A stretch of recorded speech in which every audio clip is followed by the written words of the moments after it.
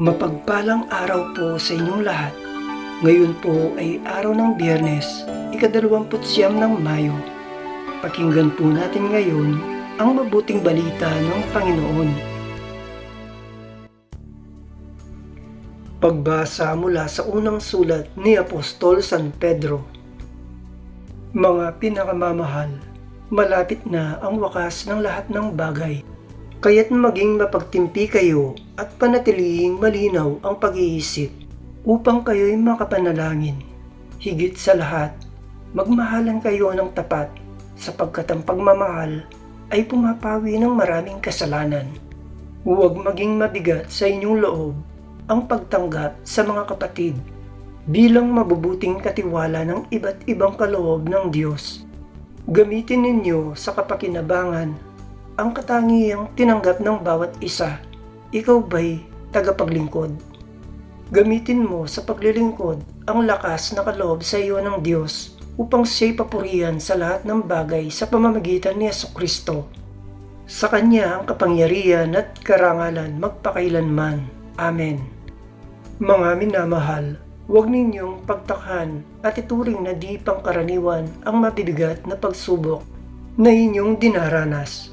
Sa halip, magalak kayo sa inyong pakikihati sa mga hirap ni Kristo at magiging lubos ang inyong kagalakan kapag nahayag ang kanyang kadakilaan. Ang salita ng Diyos.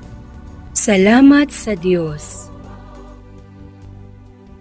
Salmong tugunan, Panginooy paririto upang hatulan niya tayo. Panginooy siyang hari, sa daigdig ay sabihin, sanlibot ay matatag na, kahit ito ay ugain. Sa paghatol sa nilikha, lahat ay pantay sa paningin. Panginooy paririto upang hatulan niya tayo. Lupa't langit ay magsaya, umugong ang kalaliman. Lahat kayo na nilikhang nasa tubig ay magdiwang. Ang bukirin at ang lahat ng naroon ay sumigaw. Pati mga punong kahoy sa galak ay magawitan. Panginooy paririto upang hatulan niya tayo. Ang puon ay pupurihin pagkat siya ay daratal. Paririto sa daigdig upang lahat ay hatulan. Tapat siya kung humatol at lahat ay pantay-pantay. Panginooy paririto upang hatulan niya tayo. Aleluya, aleluya! Hinirang tayo ni Kristo upang mamungang totoo bilang mabubuting tao. Aleluya, aleluya! Ang mabuting balita ng Panginoon ayon kay San Marcos.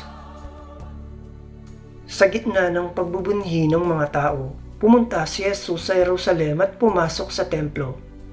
Pagkatapos tingnan ng lahat ng bagay doon, lumabas siya at nagbalik sa Betanya, kasama ang 12, palibhas ay gumagabi na noon. Kinabukasan, nang sila'y pabalik na mula sa Betanya, nagutom si Jesus.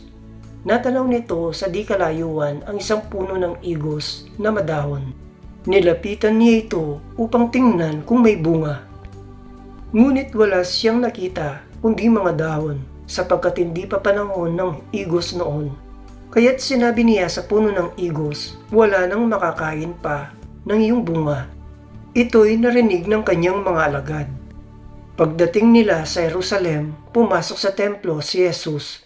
Kanyang ipinagtabuyan ang mga nagbibili at namimili roon at ipinagtaob ang mga mesa ng mga mamamalit ng salapi at ang upuan ng mga nagtitinda ng kalapati. Pinagbawalan niyang magdaan sa loob ng templo ang sinumang may dala-dalahan. At tinuruan niya ang mga tao. Sinabi niya, nasusulat, ang aking bahay ay tatawaging bahay dalanginan ng lahat ng bansa. Ngunit ginawa ninyong pugad ng mga magnanakaw. Narinig ito ng mga punong saserdote at ng mga eskriba. Buwat nooy, humanap sila ng paraan upang mapatay si Jesus, sapagkat natatakot sila sa kanya dahil sa umahanga ang lahat ng tao sa kanyang turo. Pagdating ng gabi, lumabas na naman ng lungsod si Jesus at ang kanyang mga alagad. Kinaumagahan, pagdaan nila'y nakita nilang patay na ang puno ng igos. Naalaala ni Pedro ang nangyari at kanyang sinabi kay Jesus, "Guro, tingnan ninyo, namatay ang puno ng igos na sinumpa ninyo."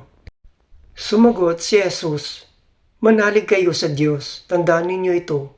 Kung sabihin ninuman sa bundok na ito, umalis ka riyan, tumalon ka sa dagat, na hindi siya nag-aalinlangan, kundi nananalig na mangyayari ang sinabi niya, ito'y gagawin ng Diyos para sa kanya. Kaya't sinasabi ko sa inyo, ano man ang hihingin ninyo sa panalangin, manalig kayong natanggap na ninyo iyon at matatanggap nga ninyo. Kapag kayo'y mananalangin, patawarin muna ninyo ang nagkasala sa inyo upang ipatawad din naman sa inyo ng inyong amang nasa langit ang inyong pagkakasala. Ngunit kung hindi kayo magpatawad, hindi rin naman kayo patatawarin ng inyong amang nasa langit." Ang mabuting balita ng Panginoon. Pinupuri ka namin, Panginoong Hesukristo.